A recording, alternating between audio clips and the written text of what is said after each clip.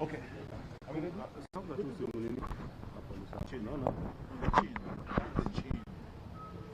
Yeah, good. We are here to go. Well, I can confirm authoritatively that the members of parliament who are arrested are here. They have been detained at Kiambu police station. I've had a talk with them. They have been taken care of very well. They have been bought by the OCS water, bottled water. They have settled. I have talked to them. I have demanded that they be taken to the police station. They be taken to court because this is enough time so that we do not have any form of illegal detention for people who are demonstrating. I've asked the OCS and officers here to explain to me the grounds on which they have detained people who are exercising their right under Article 37 of the Constitution. But the OCS and the police officers are saying they are waiting for directions to come from their bosses. I have just seen quite a number of top DCI officers from the headquarters. They have just come in, so we'll be engaging them to know the way forward. But also with me, I've joined by quite a number of very many members of parliament from the Azimio side, senators from the Azimio side.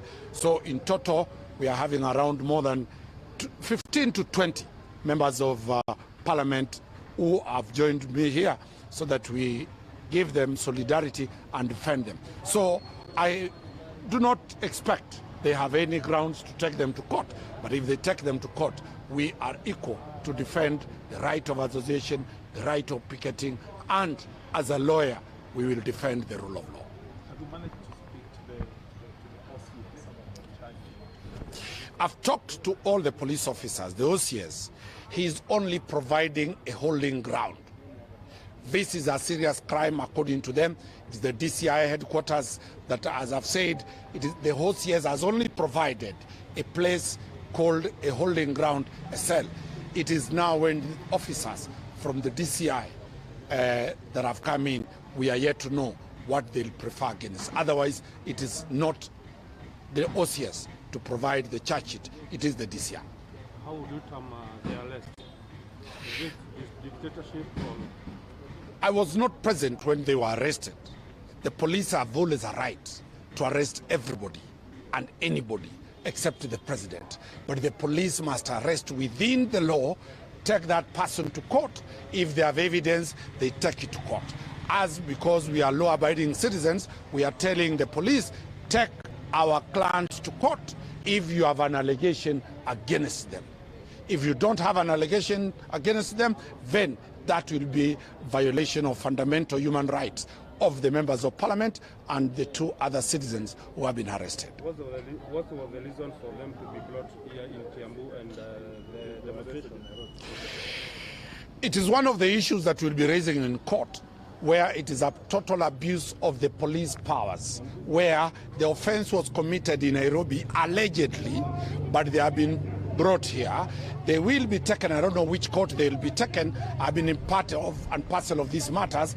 They might not even be taken to Kiambu court. They might be taken to other courts all over. But that is a proper abuse of the criminal justice system, and we hope that this type of Gestapo type of arresting of members of parliament, people of honor, should stop and stop forthwith. These are not petty thieves.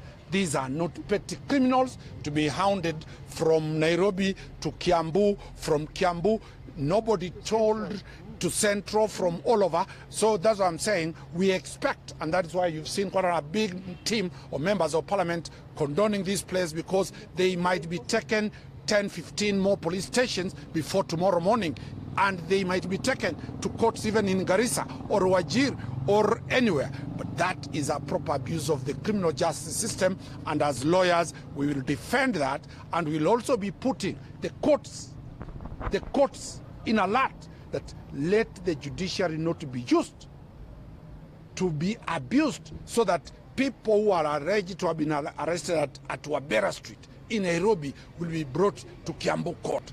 Territorial jurisdiction of a criminal offense is on where the offense happened. And that is why we are ready as defense team. Quite a number of members of parliament are also here. They can say their point, but we are ready to defend the honorable. Remember, one of the person arrested is a former serious judge, a judge of the High Court. So we are looking for that. Probably. The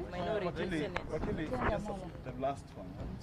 Two of those arrested are leaders in both houses of parliament. Do you think this is an attempt to instill fear in other members of parliament? It is an attack on the independence of parliament. Remember, there has been an onslaught, a massive onslaught to make parliament succumb to the whims of the executive.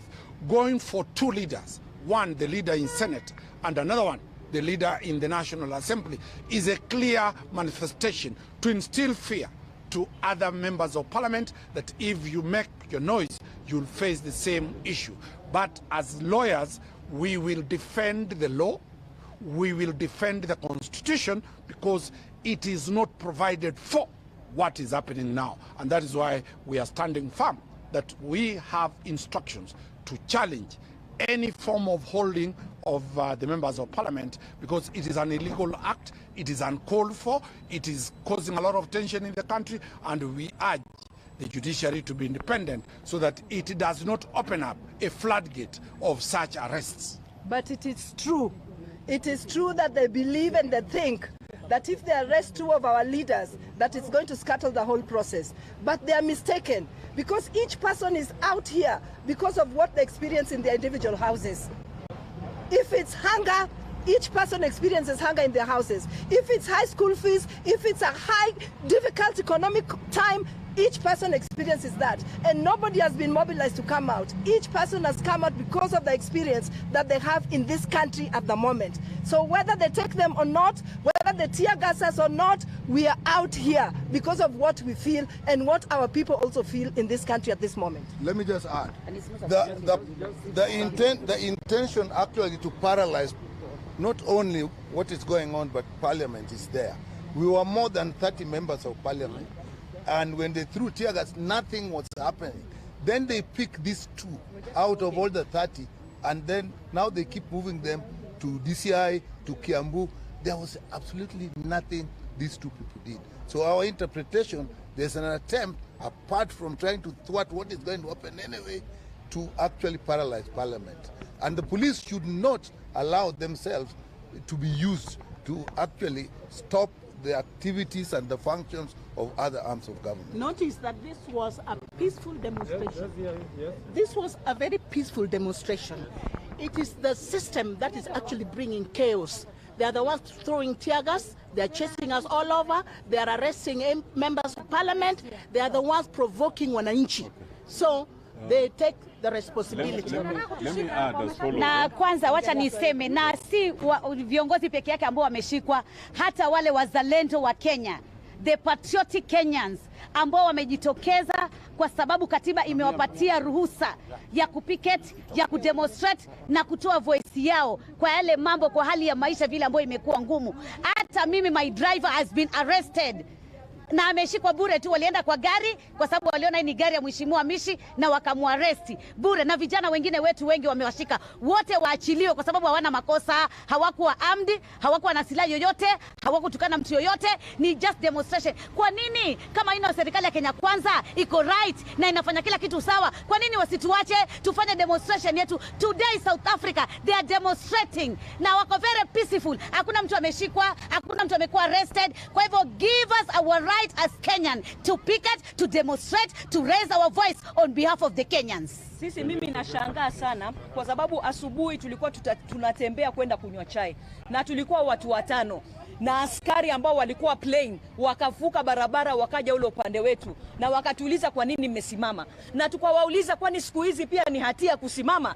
Katiba imekataza watu wasimame. Na pale pale ndugu zetu wawili Yogo na mwenzake wakashikwa wakapelekwa Central Police, tumeenda wametolewa DCI, hivi tunaambiwa wako hapa Kiambu Police Station. Je, huu ni ungwana? Watu kupigwa tear gas kwa sababu wanatembea. Pia kutembea imekuwa hatia. Mimi tumeshangaa sana, lakini hatutatulia, hatutanyamaza, na sisi bado haluta continua. Thank you. Let me explain this. First of all, we are here with lawyers and several members of parliament. At least 20 of our colleagues are here, and several honorable MCAs from Nairobi, Siaya, and elsewhere. And the reason we are here is because they've arrested 4 of our colleagues and several of our aides, drivers, bodyguards, and all that, and they're in various places. Particularly, the Honorable Pio Wandai, we understand, is in Kiambu police station. Initially, they took him and Honorable Stuart Mazayo to Central Police Station. When we went there, the police there threatened to shoot us, but we are not afraid to be shot. And then they moved them to Kiambu DCI. When we followed there, they refused us to gain entry. Then they sneaked them. At least to the Honorable Pio and I, we understand they sneaked him to this Kiambu law court. We don't know where our 3 other colleagues are. We don't know where our other aides are. Let it be clear. There is no offense that you can charge someone with who is demonstrating peacefully under Article 37. All those that they have arrested were unarmed, they were peaceful, they were just walking to demonstrate. Let it be clear that we are not afraid. We are not afraid of this regime because this has happened before. And if they want to arrest all of us, they will keep arresting all of us. And in fact, now that they are trying to make sure that we cannot demonstrate peacefully, we will make sure we call for more demonstrations. I do not think they have enough cells to keep all of us in the cells. And if they have enough tear gas, let them just use it. For us, we are going to demand that they release all our colleagues that they have detained. We are going to demand that they allow all those they have blocked. They block people on Ngong Road from Kibra. They block people on Thika Road. They block people on Jogo Road. They block people everywhere. In fact, we understand in Jacaranda grounds, someone may have already died. They have already killed someone. We will not be deterred by intimidation. We will exercise our constitutional right to the fullest. And even now, let them know that we are leaving Kiambu and we are going back to town to exercise our constitutional rights. Yes. Thank you. Thank you. Yeah. Thank you, bro.